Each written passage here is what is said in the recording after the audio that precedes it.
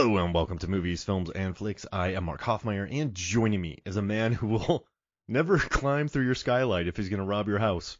It's John Levingood. Dude, I can't.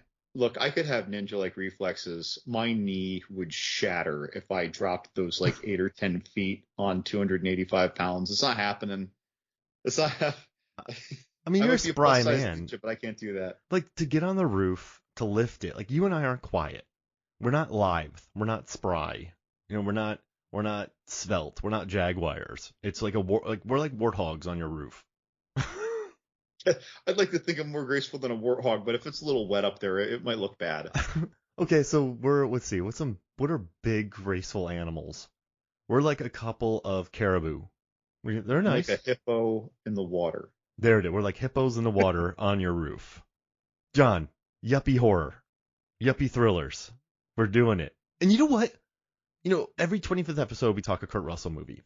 I wish that I grew up watching Kurt Russell movies, like with him.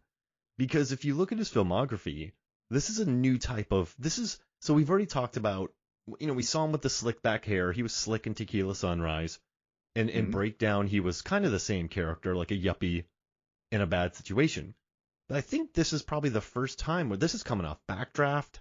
This is coming off some big roles where he's kind of Mr. Tough Guy, or he's overboard, or he's silly.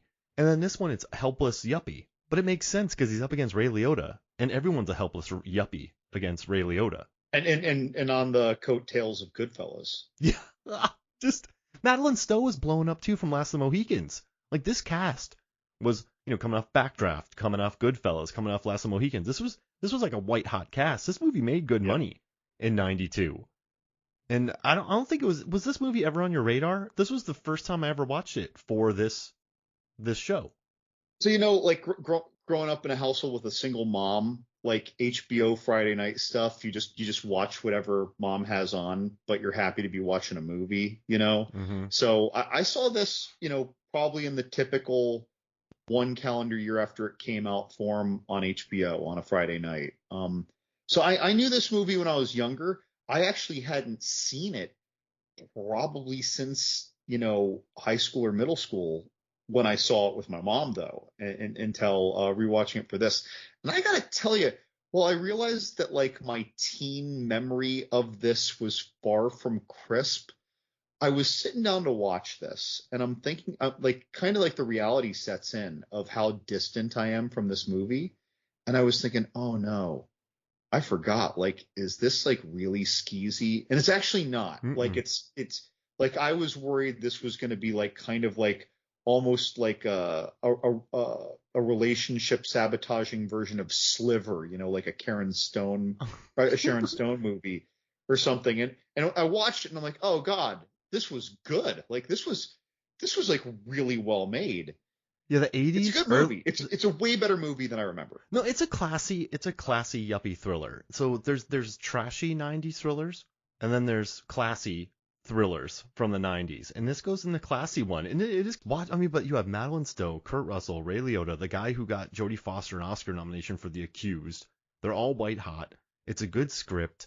And listen, it's definitely paint by numbers. You have a happy couple who they're kind of leveraged to their tits. Isn't that what they said they were? I don't know if that's the correct word. They're leveraged to the tits, Sam. See, they're just, they meet, they're attacked. Kurt Russell can't save her. Ray Liotta comes. Ray Liotta slowly ingratiates himself into their family. He gets weirded out by Kurt. Madeleine Stowe's still a little bit, like, oh no, Pete's cool. And then eventually they're both like, oh no. And then Pete somehow plants drugs, which always happens. Michael goes to jail. He attacks Karen.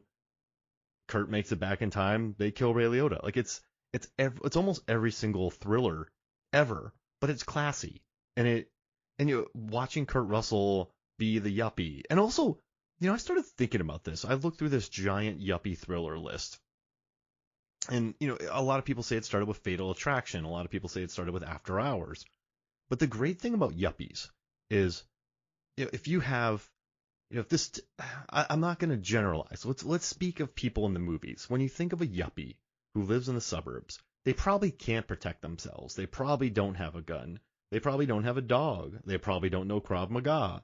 they're wealthy, they are unsuspecting, they're not like the most able to protect themselves.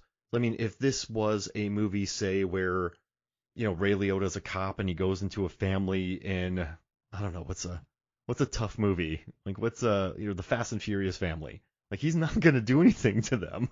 Like he's not gonna ingratiate himself into this world. But like I think the great thing about yuppie thrillers is the yuppies, in Pacific Palisade, in Fatal Attraction, in I don't know what's the other one on the boat with Billy Zane? Dead Breakdown. calm. Yeah, Dead Dead Calm, The Crush. Like everyone makes a mistake. They kind of let someone in go too far. The Fear, The Gift. Like there's all these movies like that. But what's great is that these yuppies, they're not able to like totally protect themselves. Judgment Night, the yuppies in their van have to get chased. Like it's an interesting thing because they just, I guess yuppies you just generally associate with being helpless in a situation like this. So I think that's what leaves yuppies so open towards, like Orphan. Those were mega yuppies in that one, and like look what happened to them. So just something about the yuppie style that leaves them open for thrillers. I mean, sure. I mean, granted, if you slap one of them in public and they have a witness, they'll just sue the crap out of you, right? Yeah, But yeah. if they can write a check as their weapon, you're done. Yeah, like Kurt Russell does that too. He's like, "Hey man, like I'll pay you off. Like what do you need? What do you need?" And that doesn't work against Ray Liotta. So it's Are you trying to bribe a uniformed officer? yeah, you just can't. If you think about Unfaithful and just all of these yuppie thrillers, they just leave themselves so wide open for attack. And I just find that to be interesting. Like, that Nick Cage movie when he's a yuppie and their house gets taken over. Fireball, he's a yuppie and he gets his house taken over. It's just a fun trope where it's not like a military vet comes home and meets Glenn Close and he's like, "Oh, I don't know how to deal with this." Like it's Michael Douglas as a yuppie dealing with it. So I just think I love the idea of it. Like I love that yuppies are just like, yeah, they can't protect themselves. They're vulnerable. We'll mess with yuppies. And it makes me like the game too plays with that as well. So I just love that there's a genre of thriller about yuppies being terrorized, John. I never even thought about this as being a genre until you brought that up. And then I started thinking about it. And it's funny how many like late 80s and 90s thrillers specifically are this. Yeah, yeah. Like, well, I do I'm wrong. I mean, we can really flex this subgenre hard if we want to encapsulate a lot of things, right? But yeah, like it's quite a lot of it because it's this or it's a thriller that you almost liken more to horror. You know Yeah, what I mean? like Like a where single there's white female or something. which even still, Fear. I'm gonna put that like on the line. Hmm. Like I'll put that on the line because it's not there's little horror. It's more grossly uncomfortable, incredibly unnerving. You're socially terrified, but you're not truly terrified very much until, well, okay, well, way towards the end, there's a dead body involved, right? With a And they're always in a closet I or a trunk. don't remember, but that poor puppy, Oh, and then that boyfriend got that high heel to the eye, I've which only watched I that don't movie think would be once. fatal. I think it would just be awful. I've watched that movie once and I still remember that scene. That's That's just, yeah, just right in that eye. But this one though works because, so I just did this massive thing with rom-coms and I looked at like over 100 of them. And I realized that even the R-rated rom-coms, even the classy ones, the low-brow ones, like Good Luck Chuck to Amelie, they all like, so I put together a core list of 11 tropes or characteristics of the genre. And they, like, on average, all of them feature 8.7 out of 11 of those tropes per movie. So it doesn't matter if you're a classy R-rated rom-com or you're Good Luck Chuck. You are going to have an average of 8.7 somewhere in there. You could have 11, you could have 6, but you're going to have a good chunk. It's like with these thrillers, this one's great because I think great rom-coms are like, yes, there's tropes and we're going to lean into them. Love Actually features all of them. That's like one of our favorite episodes. Love Actually features all of them. but it does it well, and it leans into it, and it gives the audiences what they want. They give them like 40 unabashed rom-com plots. So like, I think that's why people love it so much. And I think this movie holds up well because it's just like, yes, we are a yuppie thriller. We have a cop. He's going to take all their money. Their credit cards are going to go bad. They're going to send him to jail. You know, he's like, one person's going to know first that that he's evil. The other person doesn't know yet. He probably has a partner that'll get killed. One of their friends will get killed. It's just no one will believe him at first. And it leans into it, but I mean, when you have Ray Liotta and Kurt Russell and Madeleine Stowe doing that, it just elevates it. And I think it's almost like comfort food to an extent, where it's stressful, but you kind of know where it's going and you can just relax and watch the journey. And that's why this movie works so well. I'm just gonna be a broken record. It's so much better than you think it would be. Yes. Yeah. And by the way, like if someone is listening to us and every now and then you just listen to the episode, even though you haven't seen the movie, and then you think, I'm gonna watch the movie, and then you make like you go on IMDb and you remind yourself like a month from now of the premise. Don't trust IMDb. IMDb, by the way, gives this such a laughably bad poorly written premise. I want to read this because people will think that this movie is what I was afraid it was going to be when you read this premise. A burglar holds a knife to Karen's throat while her husband does nothing. The couple ends up befriending the cop that comes. The friendship ends when the cop beats up the culprit. Karen isn't ready to end it. Things get ugly with the cop. That's the whole thing. Oh, man. Doesn't this sound like a cheap sex thriller? Yes. Wait, that's terrible. Like that just sounds brutal. Like that sounds like something I do not want to watch. Who wrote this? It's IMDb. Normally they're better than this. Every now and then you find like an IMDb or an Amazon Prime summary that just craps the bed, and like you'll look at the opposite of the two and it's like a real summary and you're like, why didn't they just copy this? Can I read it again? I'm going to read it out loud. Again. Go ahead, out loud. I won't read it quietly. Give it a read. A burglar holds a knife to Karen. Why just say Right, you Karen? gave her a name. You gave her a name and no one knows who it is. A burglar holds a knife to Karen's throat while her husband does nothing, which isn't true. The couple ends up befriending the cop that comes. The friendship ends when the cop beats up the culprit. Karen isn't ready to end it. Things get ugly with the cop. Dude, this is such a bad, like. I'm screenshotting this. Oh, that's AI. It sounds so cheap and sultry. Yeah, but no, did a human write this? I'm almost positive. Just a really bored person who's hired from that. Sometimes these things are just bad, man. Do you think the one thing hurting this movie? So listen, it made good money, and when adjusted for inflation, it would have made, so like if it came out now, it would make 150 million domestic, which is a big haul for what we have now. So it would make nowadays 150 million. It has a 70-something percent, 76% Rotten Tomatoes score, 6.4 IMDb, decent Letterboxd score, good movie. But do you think the reason that hurt this film is that it's just good? So like, in that movie Fear, there's a moment where it's very good. Yeah. It's very good. Like, remember in Fear when Mark Wahlberg gets thrown out of the house and he flies about 35 feet? Or when he's staring in the door, just like, let me in!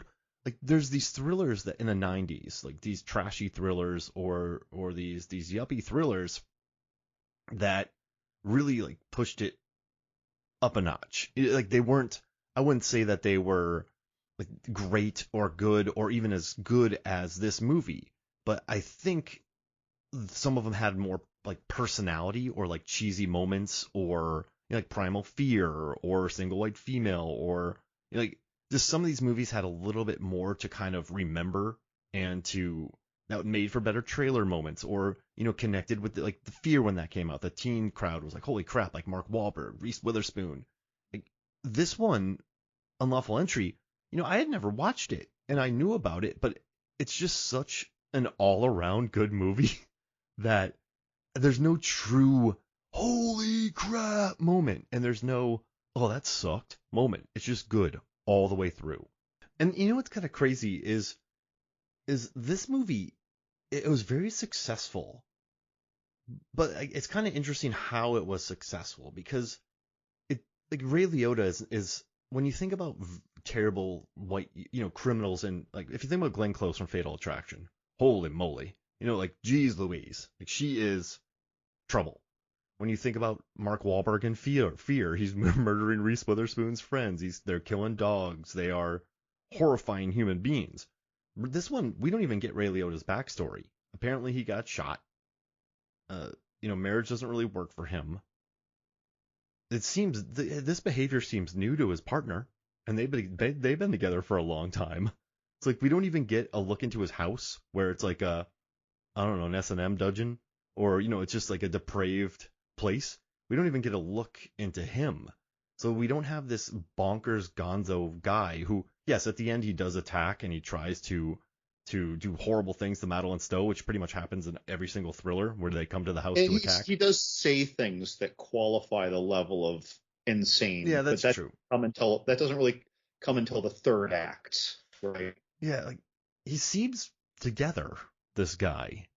And so it's kind of we don't get the joy of a bonkers Glenn Close performance from him. We don't get the utter stress, like the wife gets put in danger and she's in trouble. Like it's just a very relaxed, well shot California yuppie thriller, and it made money and critics liked it. And I think movies work really well when they stick to. I think you and I have had some great conversations about films when the plot is very simple. Very, very, very, very simple. But when you keep the plot simple, audiences kind of know where it's going, but that leaves them just time to embrace the characters, to watch Liotta's performance. No, he goes for it. And Madeleine Stowe talked about when she acted with him. She had a really interesting quote. She's just like let me find it right here. She goes, let's see. She wrote, "We don't have a whole lot to say to each other off camera, but when we're working, he evokes all kind of strange, disturbing feelings," said Stowe. "Also, I feel genuinely attracted to him when I'm working with him. That's what's disturbing. You don't know what you're going to feel from one moment to the next when you're with him." I thought that was pretty interesting, her quote about working with him. He's really good at his facial expressions, in addition to being a very talented actor. His facial expressions convey such complicated emotions or provoke so much thought from the viewer that you're like, wait, what's going on in his head right now? Like you want to know what's going on in his head, or when you're fearful of what's going on in his head. This is around the time this movie is within like 2 years either direction of both Goodfellas and Unforgettable. 2 more movies where he is just like an emotional and or sociopathically criminal and or also sociopathic and criminal in the other one in a more possessed way. He did a lot of movies in a short period of time that were very probably challenging for him. And I imagine that whatever skill set he had that served any one of those movies served all 3. I don't know what he was tapping into. I don't know what gave him this skill, but his eyes are like, it's a combination of a predator and a 10,000 yard stare, and like the monster in the closet manifested as a well-dressed man. But he's so good at turning it around and being your best friend and a comfort. And then you just see him as the manipulator, like a silver-tongued devil lawyer character kind of situation. He's so good. Yeah. And Kurt Russell, by the way, we always rave about Kurt Russell. In these roles, we rave even more. I don't feel like we've talked about him much in this yet, although his performance, while not minor, I feel like the magnitude is so overshadowed by Ray Liotta and his initial chemistry and then polarity with Madeleine Stowe. Like Kurt Russell is almost like to this movie what Max is in Mad Max Fury Road. He just got dragged into this plot, and he's forced to be along for the ride, against his will. And listen, Kurt's good, and this series is typically talking about Kurt Russell, And even Kaplan says this is a major step for him to play this kind of character. But when you think about this movie, I mean, it's Liotta's. I mean, I think Russell's really good at playing, oh, my car's gone, my cards are overspent, my there's a boot on my car. Like I think the scene in the school when he's talking to Karen, he's like, well, like Karen, like stop, like they got there for a reason. Like he has this good anger to him, and I think this movie proved he could play an everyday guy because before he was Elvis, he was Snake, he was Jack, he was an Overboard. He was a slick guy in Tequila Sunrise. Like he was in Used Cars. Like he was an over the top dude in The Best of Times. So I think this is with him just playing it kind of safe. And that's cool though, because as we said, Kurt Russell always realizes when someone's got a hot hand. I mean, I think of all the people who had the heat at this time, I mean, he was hot off Backdraft, pardon the pun. But I mean, Liotta was kind of it at the time after Goodfellas. That was a year after Goodfellas. Yeah, and I mean, listen, he was crushing it, and you're like, he was amazing. He popped up in, I know he was in Something Wild. He was good in that. He has a great bathroom fight with Jeff Daniels. But he was in Field of Dreams, and he was incredible in that. And then he was in Goodfellas. He's incredible in that.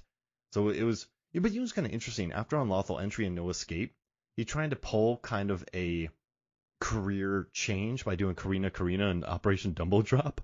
But then he went back to Unforgettable, Turbulence, Copland. He kind of went back, Hannibal. He kind of went back to his Ray Liotta roles. I did love him in Heartbreakers. He was hilarious, but he's still like a criminal who shot fish. It's a comedy version of the same role, right? Yeah.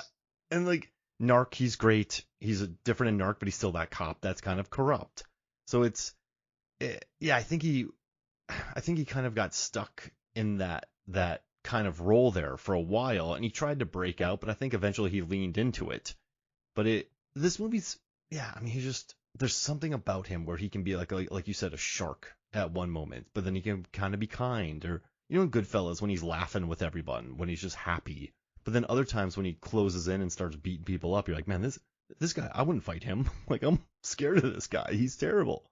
So it's, but in this movie, he says a few things, but he never goes to Gonzo Cuckoo Land of most 90s thrillers. He's evil, and the end is no way justified, but he still keeps it kind of grounded. Is that scarier? Is that less memorable? Like, why? What do you think that performance decision was? Well, like it would be scarier in reality. Does that translate into a movie? Yeah. Not necessarily.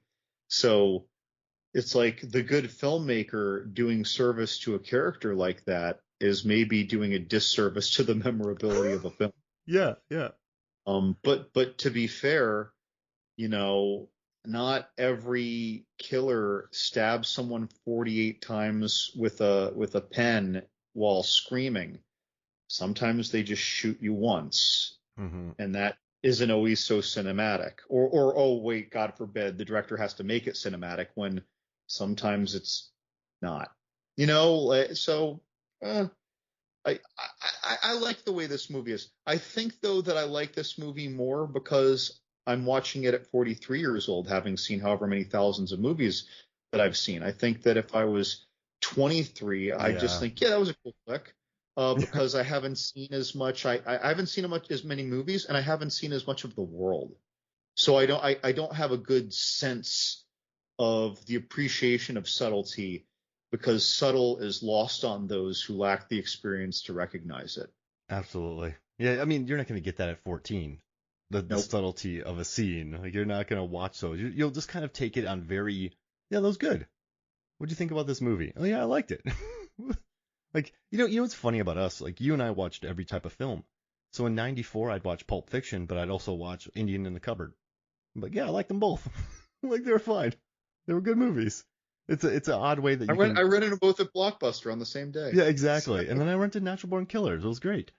But yeah, I guess this is just a good prestige film, and credit goes to Kaplan for making a solid film. Credit goes to the cinematographer Jamie Anderson. I mean, James Horner did the score. I mean, the house is gorgeous in this. like, but this guy, like the cinematographer, he also did Grosse Pointe Blank. He did The Gift. He did Bad Santa, like a really good DP. And I have a question though.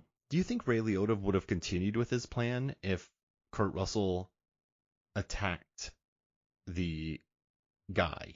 So like, remember when the guy breaks into the house. Ray Liotta finds him, takes Kurt Russell, because Kurt Russell's like, oh, I'd beat that guy up. If Kurt Russell actually beat the guy up, if Kurt Russell proved himself to be a man, would Ray Liotta have stepped in still with Madeleine Stowe? It's a good question. He was clearly very taken with Madeleine Stowe Yeah, before that, right? the first time coming down the stairs. But I will also say he seemed to sincerely be feeling out what Pete would do, right? He wasn't trying to bait him. He was feeling it out. It's like, oh, would you? I say, oh yeah, no. If I was there, I say, oh okay, like so like if you had oh yeah, no. I was like, yeah, I would. So at first though, it didn't seem like he was trying to talk him into it. It didn't seem like he was baiting him. So if he was trying to bait him, I'd say, yeah, it all went with his plan, because then like he could have evidence of this, and like set him up for assaulting this guy, make the guy say that he assaulted him.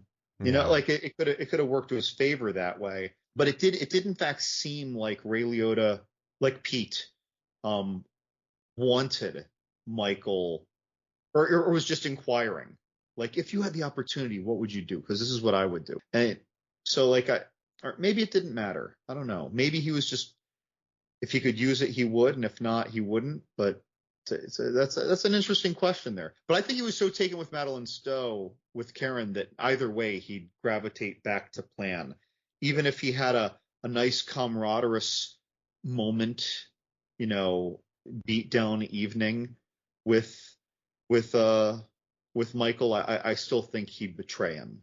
I think so. I mean, yeah, he was gonna do it. It would have taken a while. He would have justified more.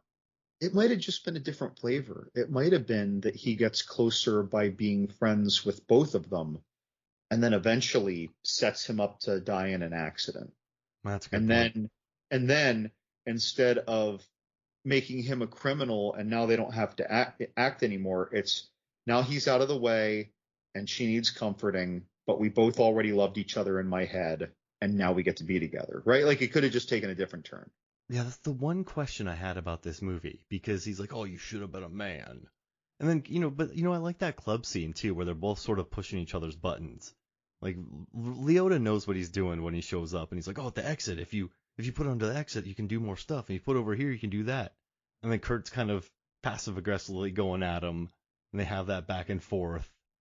But it's also really framed well. There's that scene where Kurt Russell and Madeleine Stowe are kissing, and then you have a shot through two doors where Liotta's looking in from the outside, and you can feel his alienation. And that's another cool shot from Jamie Anderson, the DP. He also worked, he worked on 4 movies with Kurt Russell. He did The Best of Times. He was a camera op on that, and then he also worked on Swing Shift, and then he did Tequila Sunrise. So he knew old Kurt when he was shooting this movie. But like, you have that shot where he's looking outside and kind of looking in, but like Kurt draws him in. Hey man, like you're great. Like you wanna like come be you should do this for a living. You should come talk to this. Like they give him his password to Pyramid, which comes back to kill him later. But they give him their password to their alarm system.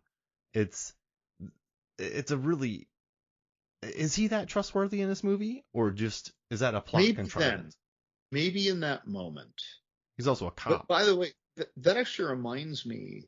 So you were saying something that you questioned about this movie. That was something I questioned. This is the day after the incident, or maybe it's the same day if it was after midnight that all this went down, right? Or no, it wouldn't have been after midnight. He was in the office. She was just getting ready for bed. So it's the next day, right? The cops didn't come to do the prints like they said, so she called him, and he just showed up. And they're setting up this thing. And who's paying for that? It's not the LAPD. He's paying for that. That has monthly fees. Of course, this movie takes place over the course of like 5 or 8 days. But that withstanding, he paid for it.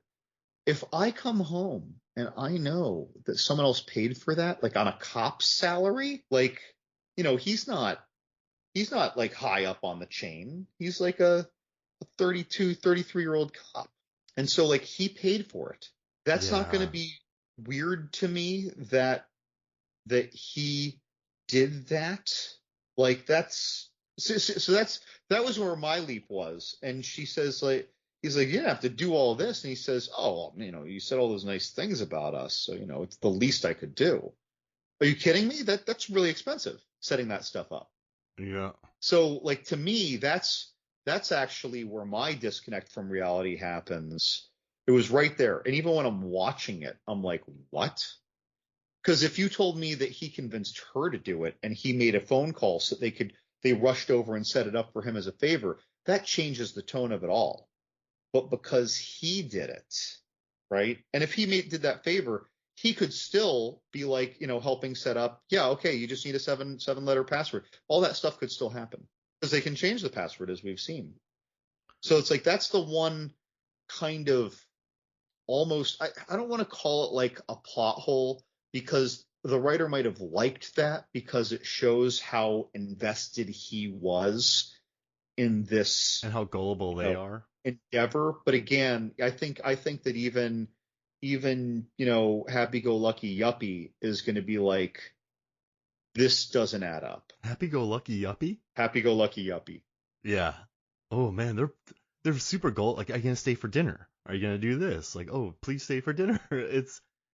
Yeah. If someone's paying for my alarm system the day after I met them, I'm not gonna let them do that.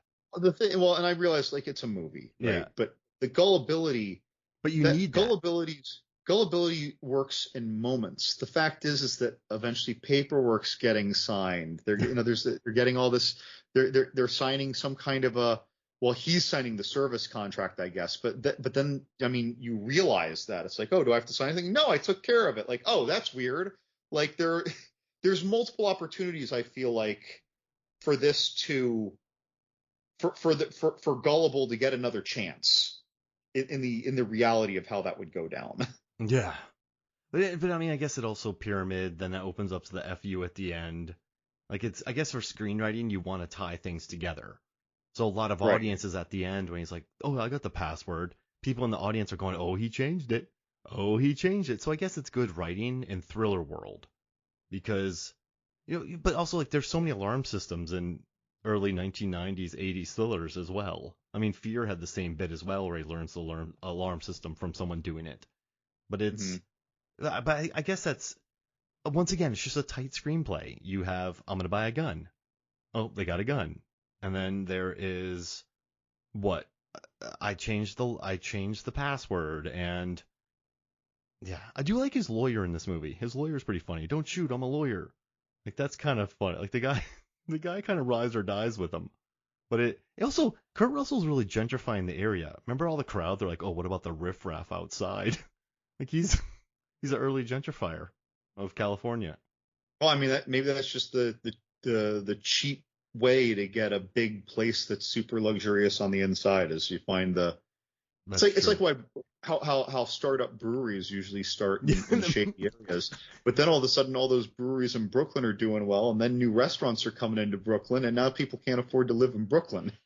Yeah, it was like Scofflaw here, Creature Comforts, and then it was also like Wild Leap. They opened up in just middle of nowhere. Yeah, it's probably cheaper. No, you're right. Would you want Kurt Russell opening a club for you? That Kurt Russell? Yeah. No, Well, I if I'm wouldn't a want it. yuppie, I'd probably say yes, but since I'm not, I'd probably say no. Is he opening a yuppie nightclub? It seemed pretty fashionably luxurious on the inside. So it seemed like, yeah, they're trying to pull in a lot of high class. Maybe that doesn't make sense for that neighborhood because Yeah. people are gonna have to park somewhere. I mean, if it really is like a high crime area, that could be bad on the way out at closing time. I don't know. I But don't know, Curdy Russ. I don't know. And how do you feel about the final house fight? Like I love, like sleeping with the enemy, Fear. Like there's always good final house fights. There's well, that there was a the little bit of kitchen stepfather. fight action, so I know you Yep. like that. Oh, it's huge on that kitchen fight. But I mean, like, Fatal Attraction, like all these movies, Boy Next Door, they always end with house fights. There are some exceptions, of course, like domestic disturbance, house fight. enough. I think there's a house fight. So what do you think about house fights in And thrillers? they do give a lot of opportunity for destruction and unexpected improvised weaponry, if you will. So I mean, all the stumbling that happens in fights that wouldn't necessarily happen in a house. It's absolutely happening. Yeah. Like you would just be falling over things left and right. Mm-hmm. There's no question of that hit was not hard enough to do that. You know what I mean? Like, yes, so now it makes sense that you're just falling over everything. It's just a ramshackle bum rush of just Tasmanian devil chaos when you have a house fight. I love when it was both two clearly stunt doubles because their backs were to the screen and they were just throwing each other around in the kitchen. Uh-huh. But I don't know. I love a good house fight. I feel like these movies always have good house fights because yuppie fights are never bruiser fights. When you have when you have a yuppie who's fighting for his life against a villain who's probably not the most trained fist fighter, it's just going to be an ugly brawl. Like isn't Iko Uwais versus Frank Grillo? It's two yuppies in a nice house beating each other up. So there's always an element of ugliness to it, of kind of panic and franticness that I like. I like that too. Ugliness. Like, yeah, it's an ugly fight in a way that is titillating Mm-hmm. to the viewer, right?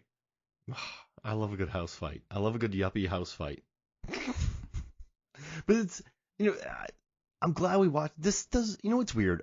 Every time we watch a Kurt Russell movie, I always step away from it thinking of Kurt Russell's character. But this is probably the first one we've done where I don't automatically think of him.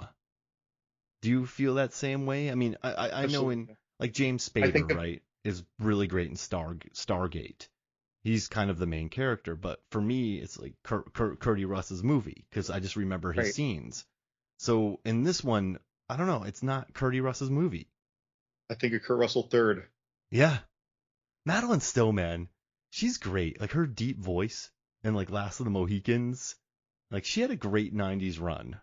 I miss like And Renee. very shortly, I think it was just a couple of years after this, she did Bad Girls, Yeah. that Western that Mm-hmm. had like four pretty significant female stars. Same DP. Back.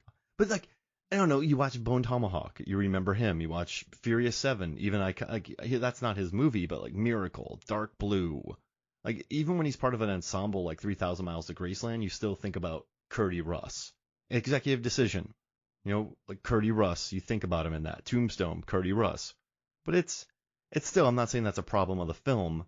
It's just a really interesting outlier. And you know what's funny? His 92 wasn't great. So he had an amazing 91 backdraft, and then he had Unlawful Entry, which was huge, and they did Captain Ron. But then, which, two completely different characters. That's what I love about Kurt Russell, man. Like, you have Tequila Sunrise, where he's just, let's just do this. Big Trouble in Little China Overboard, he's kind of like full of shit, right? Just full of himself. Nice guy. Like, Jack Burton's different from Dean. Dean's a dad, but then Nick Fresia from Tequila Sunrise is slick. Winter People, Wayland's like super kind of folksy. Tango and Cash, he's really a blowhard. Backdraft, he's like a man's man. Unlawful Entry, he's a yuppie. Captain Ron, he's a hippie captain with one eye. Yeah, I don't even know how to classify that on the fly. Tombstone, he's an honorable lawman. Stargate, he's a no nonsense military guy. Executive Decision, he's a yuppie guy who can fly a plane. Then he goes to being Snake Plissken. Then he goes back to being Yuppie in Breakdown. Then he becomes a silent soldier in Soldier. Then he becomes Elvis in 3,000 Miles to Graceland. Then he becomes another Yuppie in Vanilla Sky. Then he's a cop. Then he's a coach. Then he's a dad, superhero. And then he's a Yuppie dad in Poseidon. He has a long Yuppie career. Wow, John, that's the main thing we're going to get out of this. But you have any final thoughts about this movie? Do you have any final thoughts about Unlawful Entry? I mean, there's not much. It's not deep. There's not many themes to explore. Like I know this took place around the riots in LA, and so it got attributed to that. But I mean, it was written years before. They had to cut down a scene with Ray Liotta. It's so not my genre. Well, not my target genre. And so if you think it's not your target genre, no, there's a good chance that you're wrong to think that this movie won't be for you. There's a good chance that you'll be wrong and you're going to be like, wow, I mean, this isn't my genre, but that was good. It's interesting. This is stupid to say, John, and sorry to do this, but like sometimes I feel like good movies transcend genres. So it's kind of like I don't really like action movies, and you're like, okay, well, watch John Wick, or like no, not the first one because of the dog killing. Like if you just recommend, I think there's good movies that like, oh, I don't really watch thrillers. This looks good. Then you show them it, and you're like, oh, that was good. Like I think that's one of those movies. It can kind of, it can kind of transcend genres a little bit. I like it. I don't like cartoons. Toy Story. Yeah, exactly. Yeah, like or like sci-fi stuff. I think I hate sci-fi films. Well, I don't know. What'd you think about Avengers: Infinity War? Oh, I love that movie. You're like, oh, okay, like cool. Like this. Like you see The Fifth Element, you hack. Yeah. What's interesting? I think you keep it grounded. It's like Unlawful Entry's grounded. A lot of sci-fi, like John Wick, is relatively grounded. There's sci-fi that as long as you can kind of keep it from going Valerian, which you and I adore, people will love it. Like make it like a sleeper. Like I was talking about this the other day. Oh, The Wrath of Khan. It could be like it could be two boats, and the movie would be great. Two sea captains. So I think it was accessible for everyone because the plot was familiar. I think that's Unlawful Entry. All right, John. Yuppie thriller draft. Yuppie thriller. Yuppie thriller draft. What was it? All right, you get first pick. I get first pick. Yeah. All right. I'm gonna go with the first thing that came to mind when you brought up Yuppie thriller draft, and that is The Temp. The Temp. Kevin Spacey. This is The Land Waste. Laura Flynn Boyle.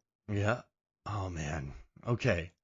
Really good movie. That's a great yuppie thriller. I'm gonna take Pacific Heights because that movie drew me in so hard, and it was so frustrating, and it's such a straight up yuppie thriller that it's like I feel like it's one of the peak yuppie thrillers. So I probably saw that again, middle school, high school, same circumstances. I watched the trailer for that. I almost watched it last weekend. I have literally zero recollection of any visual that I saw in that entire trailer, including how the actors looked. So like to me, I'm going to be coming into that totally virginal whenever I return. So, but I didn't have an opinion. So like that was, like my 20th possible choice in a 5-choice draft. I can't weigh in on it properly. Another thing that came to mind right away, I actually did really well before you ever sent me a yuppie thriller genre list. For me, Disclosure did come to mind. Yeah. I mean, that's just power yuppie. Like Michael Keaton was the king of yuppie thrillers. Fatal Attraction, like he was great at the yuppie thrillers. Perfect. I love that pick. All right, so then you got that. Well, then I'm gonna take Sliver because that movie is hilarious. There's a scene where Stephen Baldwin goes, "Do you work out? You have a great butt." And then he takes her to the gym and he's doing like these leg presses and she's just watching his butt as he's working out and she's like, "Oh yeah, like, do you lift weights?" Like it's just terrible. I know why you rented that when you were 14. Yeah, well, yeah, I mean, I feel bad. Like she wanted to be a straight up actor, and she got dogged on for that movie. Like, oh, Sharon Stone playing a writer. Oh, like, but yeah. All right, what's your third pick? Single white female. Oh yeah, that's a good one. Man, that high heel. You know what does it for me though is when she comes home, when Bridget Fonda comes home, and Jennifer Jason Leigh's character has cut and dyed her hair to look just like her haircut. Oh. Like it is that is like such a moment of holy crap, unbalanced crazy to me that and you live with this person. Like you can't escape this now. Oh man, I'm gonna take Orphan. Okay. Because I think in the history of terrible yuppie dads, Peter Sarsgaard is probably the peak terrible yuppie dad in a yuppie thriller. He's just the most oblivious human being I've ever witnessed in my life, and I think it's hilarious. So I'm gonna take him. I'm doubling down on Demi Moore with Indecent Proposal. Oh man, that's a wild white collar. It's a definite yuppie thriller. Indecent. She was in a lot of yuppie thrillers back then. All right, so let's see. Oh man, there's so many good yuppie thrillers. I've picked that and other things, so I'm not gonna pick that. I am gonna take. I just talked about Fear, so I can't pick that. You can pick that. You can pick whatever you want. I already picked The Crush. No, I'm trying to be fun here. I'm trying to. You know what? You didn't pick The Crush today. Okay, I'll take The Crush because it's just Carrie Ells. You just mentioned it earlier. Yeah, it's just Carrie Ells being like a rich, something nothing character. Was he rich? Yeah, they had like a nice house. I feel like he has a nice house. Like we have a nice house. But it's Carrie Ells in a nice house. All right. I mean, you can have it. It's a nice suburb. I'm gonna now double down on Michael Douglas. I'm going The Game. Oh yeah, that's a good one. There's a moment. Thriller. There's a moment in that my cousin Ryan and I quote all the time when he's going up the ladder and one of his shoes falls down and he says, "There goes $1,000." And she says, "Your shoes cost $1,000?" And he says, "That one did." Oh man. People keep messaging me. They want me to figure out how much that night cost the brother. People want me to go through that film and figure out how much it cost. That's a lot of work. I don't think it does seem like a lot of work. Also, like, who do you have to pay off or what arrangements do you have to make to get him somewhere without potentially having his passport? Yeah. So, you're doing this criminally. I'm going to take Vampire's Kiss with Nick Cage because he's a total New York yuppie. There you go. And then he becomes a vampire. And I want to read some out. William Underwood picked Pacific Heights, single white female, Vampire's Kiss. Reese Dunlap picked Nothing But Trouble. Lisa Leahy did Sleeping with the Enemy. Nothing But Trouble. Yeah. Demi Moore again. Yeah. The Hand That Rocks the Cradle, and she put Unlawful Entry and Cape Fear. James Donovan said Falling Down and Lesson Zero. Zanandi said The Guest. Gone Girl, Fear, The Gift. And Aaron Newer said American Psycho. So, I don't have a problem with the choice of Falling Down. However, income bracket wise, I don't think it's fair to call that Michael Douglas a yuppie. Yeah, I'm a blue collar. He was, yeah. Oh yeah, he was so blue collar. Yeah, he's the kind of person where when he lost his job, he had no savings, he had nothing to rely on. He needed his job on a paycheck to paycheck basis. I don't know. In my head, unless it's because you leveraged yourself to the hilt, like investing in something like Kurt Russell did in this movie, right? Then I get it more. But this was just a simple lower middle class kind of guy. I still think though that it fits the concept though of white collar horror, because it doesn't really matter what his income bracket was for him to be set off, because they basically remade it in a weird way with two people vying against each other and changing lanes. Yeah, right? They did. And speaking of which, Samuel L. Jackson was also in Lakeview Terrace, which is just a not so adulterous version of this movie, right? He's been in a few yuppie thrillers. Neighbor. Him. We should make a yuppie thriller Hall of Fame. We'll do that some other night. But yeah, I don't know. I love the genre. I love talking about this movie with you. What's the readout of the two lists now that we have against each other? So we have. Let me see. You have. I have Pacific Heights, Sliver, Orphan, The Crush, and Vampire's Kiss. You have The Temp, Disclosure, Single White Female, Indecent Proposal, and The Game. You got it. I know. I think that's very divisive. I think that there are some choices in there that are very. Orphan. A movie like Orphan might sway someone entirely because of the horror aspect of it. Right. And and people they're doing a wonderful thing. They're adopting, even though they, regardless of their reason for adopting, it's a wonderful thing to adopt a child. and they're giving her every opportunity. They're rationalizing every bad behavior. Like you know what I mean? It's just like you would do with your own kid. Like, no, my kid is whatever, like an angel. I'm sorry, listeners. I know that all of your individual kids are angels and that everyone else's is the problem. But it still follows that template though, because in this one, Kurt Russell's like, stay away from her, and she's like, no, like I like him. He's nice. I'm not listening. And then I love yuppie thrillers. I'm like obsessed with Beyonce and Ali Larter and Idris Elba. Okay, speaking of obsessed, and we also brought up Fear. I don't know how you resisted Swim Fan, although it's just That's a high schooler. Yeah, so I didn't like, these are rich kids. He's a rich kid, but I didn't pick that because they're kids. Like you need an adult yuppie. Because the dad wasn't involved as much like in Fear. Yeah, you need like that's a yuppie thriller because they live in a mansion. Like I know Kurt Russell's loaded up to the tits with debt, but that's a $2, $3, $4, $5 million dollar home they have.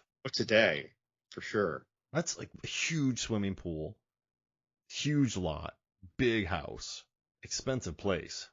I should look that up. House from that. I'll Zillow it later. But John, this was like wonderful, that man. Actual house. Hey, where can people find you, John?